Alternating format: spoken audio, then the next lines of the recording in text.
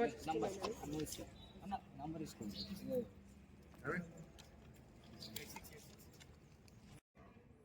నమస్తేనే.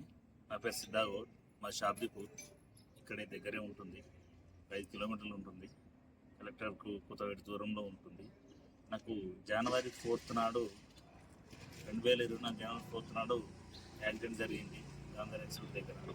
అయితే నన్ను అప్పుడు మెడికేర్ హాస్పిటల్ తీసుకెళ్లారు. మెడికేర్ హాస్పిటల్లో ఎక్స్రేలు సిటీ స్కాన్లు అని చెప్పి తీసి నా యొక్క ఎడమ చేతు తిరిగిందని చెప్పేసి ఆపరేషన్ చేశారు, రాడేశారు. మళ్ళీ ఒక నెల తర్వాత వాపు వస్తుంది, నొప్పి వస్తుందని చెప్పేసి డాక్టర్లను కన్సల్ట్ అయ్యాము. మెడికేర్ హాస్పిటల్ వెళ్ళి వాళ్ళు మళ్ళీ ఎక్స్రేకి అడ్వైజ్ ఇచ్చారు. మళ్ళీ ఎక్స్రే తీశాను.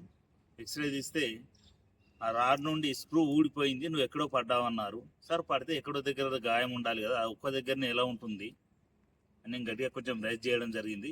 రైజ్ చేస్తే వాళ్ళు ఉండి సరే మళ్ళీ ఆపరేషన్ చేయాల్సి ఖచ్చితంగా, దాన్ని ఏం చేయలేము అని చెప్పారు. సరే ఆపరేషన్ సార్ మేము దాన్ని కూడా ఒప్పుకున్నాం సార్. ఒప్పుకొని మళ్ళీ మార్చ్ 14th నాడు రీసర్జరీ మళ్ళీ ఆపరేషన్ చేశారు సార్. డాక్టర్ ప్రవీణ్ గౌడ్ నాకు surgeon sir, doctor Shilpa madam, Tirupati Reddy, doctor Kishore Goud, వీళ్ళు 4 సార్ నాకు ట్రీట్మెంట్ చేసింది. ప్రవీణ్ గౌడ్ సార్ నాకు వచ్చి 2 సార్లు ఆపరేషన్ థియేటర్లు ఆపరేషన్ చేసిపోయాడు, కానీ ఏ ఒక్కరోజు రౌండ్స్కి రాలేడు, నన్ను పలకరించలేడు. ఏ ఆర్థోపెడిక్ వచ్చి కూడా నీ చేతి ఎలా ఉంది బాబు అని చెప్పేసి పలకరించలేడు హాస్పిటల్లో. 2 సార్లు ఆపరేషన్ అయితే కూడా ఆ 2 సార్లు కూడా ఈ నర్సులు, సిస్టర్సు, డ్యూటీ డాక్టర్ అతన్ని చూశాడు, కానీ ఒక్కరోజు కూడా ఆర్థో డాక్టర్ వచ్చి నీ పరిస్థితి ఏంది, నీ లెక్క ఏందని చెప్పేసి చూడలేదు సార్. హాస్పిటల్ పేరు Sri Medicare hospital sir, Kamareddy sir. అయితే సార్ ఇప్పుడు కూడా 2 సార్లు ఆపరేషన్ చేసిన తర్వాత నా పరిస్థితి సార్ ఇంతకన్నా చేతి పైకి లావట్లేకపోతున్నాను నేను. ఎందుకు సార్ మరి ఆరోగ్యశ్రీ అంటే ఎంత నిర్లక్ష్యమా? మరి లేదు అంటే మా లాంటి గరీబ్ వాళ్ళు మంచిగా బతకకూడదా? మరి ఇప్పుడేమో నన్ను కార్పొరేట్ హాస్పిటల్కి వెళ్ళి, యశోదకి వెళ్ళు, అక్కడికి వెళ్ళు, డాక్టర్ శ్రీనివాస్ కాషా సీనియర్ డాక్టర్ ఉండని సజెషన్స్ ఇస్తున్నారు నాకు. మేము కిమ్స్కి వెళ్ళి ట్రీట్మెంట్ చేయించుకుని రేంజా సార్ మాది?